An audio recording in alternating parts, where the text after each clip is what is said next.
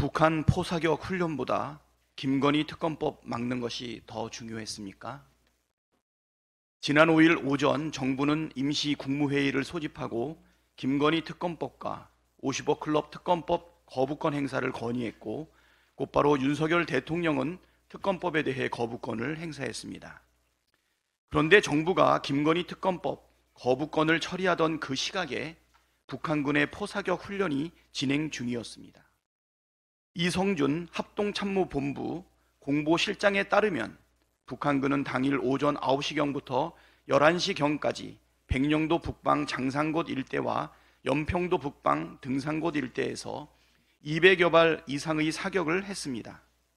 북한군의 대규모 포사격이 이어지는 와중에 임시 국무회의까지 열어가면서 처리해야 할 만큼 윤석열 정부에서는 김건희 특검법을 막는 것이 시급하고 중대한 문제였습니까?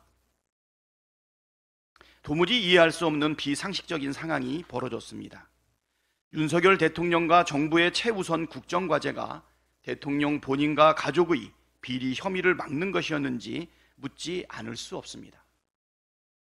설마 이러려고 대통령이 된 것입니까? 국민은 윤석열 대통령과 국힘당이 했던 말을 똑똑히 기억하고 있습니다. 국힘당은 특검을 거부하는 자가 범인이라고 주장했습니다. 윤석열 대통령은 죄를 지었으니까 특검을 거부하는 것이라고 말했습니다. 이제 모든 것이 명료해졌습니다. 누가 진짜 범인입니까? 죄를 지은 것은 과연 누구입니까?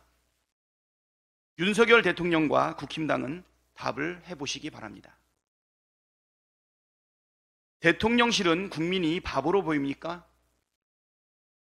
대통령실이 김건희 특검법 거부권 행사에 대한 비판 여론이 높아지자 엉뚱하게 제2부속실 설치를 추진할 수 있다며 동문서답을 내놓고 있습니다.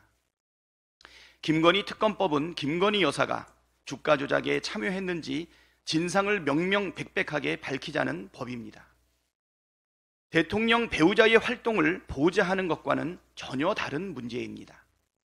그럼에도 특검법을 거부해놓고 제2부속실 설치 운운하는 것은 진단과 해법이 완전히 다른 생뚱맞은 처방입니다. 국민을 바보로 여기지 않고서야 이런 식의 엉뚱한 답을 할 리가 없습니다. 국민의 절대 다수가 특검법 거부권 행사에 반대하고 있습니다. 계속해서 국민을 바보 취급한다면 우리 국민께서 용서하지 않을 것입니다. 피습범이 아니라 살인 미수범입니다. 일부 언론에서 이재명 대표를 테러한 피의자에 대해 피습범이라고 표현합니다. 매우 부적절한 표현입니다. 시정을 요구합니다. 피습이라는 말은 습격을 당했다는 뜻입니다. 피습법은 습격을 당한 범인이라는 뜻인데 국어사전에도 없는 부적절한 용어입니다. 가해자는 습격을 한 것이고 습격을 당한 것은 이재명 대표입니다. 따라서 피습범이 아니라 테러범, 피의자, 살인 미수범 등으로 표현하는 것이 합리적입니다. 특히 피의자 스스로 살인의 고의와 계획성을 인정했고 17cm 길이의 칼로 정확히 목을 겨냥해 공격했다는 점에 비추어 보면 살인 미수범이라고 부르는 편이 더 타당합니다. 언론에서는 올바른 표현을 사용해 주시길 바랍니다.